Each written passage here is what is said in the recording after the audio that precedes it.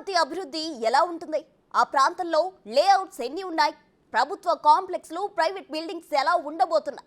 అమరావతికి శంకుస్థాపన జరిగిన ప్రాంతంలో నమూనా ఏర్పాటు చేశారు.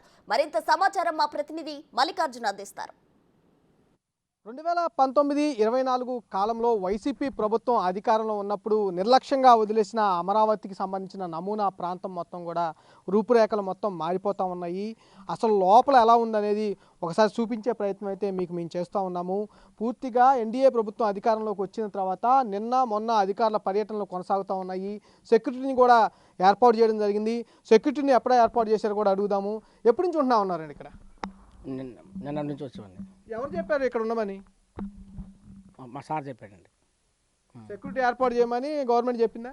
చెప్పిందండి. సెక్యూరిటీ ఏర్పాటు చేయమని గవర్నమెంట్ ఆదేశించిన తర్వాత సెక్యూరిటీని కూడా ఇక్కడ 5 సంవత్సరాల తర్వాత ఏర్పాటు చేయడం జరిగింది. ప్రస్తుతం ఆ నమూనా, అసలు అమరావతి అనేది నమూనా ఎలా ఉంటుంది, ఈ 29 గ్రామాల్లో ఈ లేఅవుట్స్ ఎలా ఉంటాయి, రైతులకు ఇచ్చే ఫ్లాట్స్ ఎలా ఉంటాయి, అలాగే సీడ్ క్యాపిటల్ ఎలా ఉంటుంది, దానికి సంబంధించి నమూనాలన్నింటినీ కూడా ఒక ప్రత్యేకంగా రూపొందించి అమరావతి శంకుస్థాపన ప్రాంతంలో కూడా ఏర్పాటు చేయడం జరిగింది. మనం ఒక లేఅవుట్ను కూడా చూసుకోవచ్చు.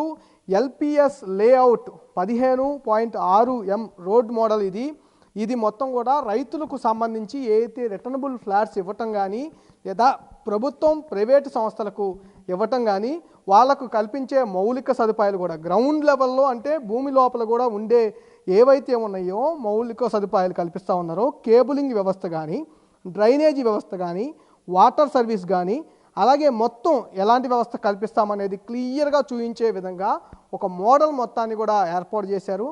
అలాగే రోడ్డు అనేది ఎలా ఉంటుంది, రోడ్డు పక్కన ఎలా ఉంటుంది అనేది కూడా క్లియర్గా చూపించారు.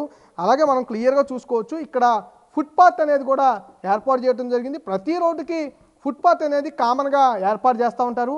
సైక్లింగ్ ట్రాక్ అనేది మహానగరాలు లేకపోతే విదేశాల్లో చూసుకునే అవకాశం ఉంటుంది. కానీ అమరావతిలో మాత్రం ఫుట్పాత్, సైక్లింగ్తో పాటు ఇంకా పక్కన ఏమైనా షాపింగ్ కాంప్లెక్స్ వస్తే వాళ్ళకి ప్రైవేట్ స్పేస్ అనేది వదిలిపెడుతూ కూడా భారీ లేఅవుట్స్ అనేవి అమరావతిలో వస్తాయి అనే దానికి నమూనాగా వీటిని ఏర్పాటు చేయడం జరిగింది. వీటితో పాటుగా మరికొన్ని లేఅవుట్స్ కూడా మనం చూడొచ్చు.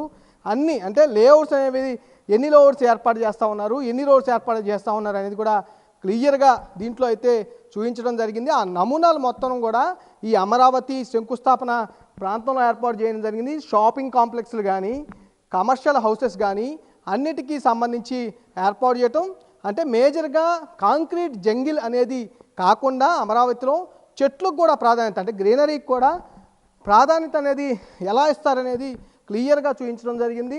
అలాగే మిగతా అన్ని కూడా మ్యాప్ అనేది కూడా రూపొందించడం జరిగింది. దాంతోపాటు ఇంకో లేఅవుట్స్ కూడా మనం ఒకసారి చూసుకుంటే, ఇది కమర్షియల్కి సంబంధించిన కొంత మోడల్ లేఅవుటు.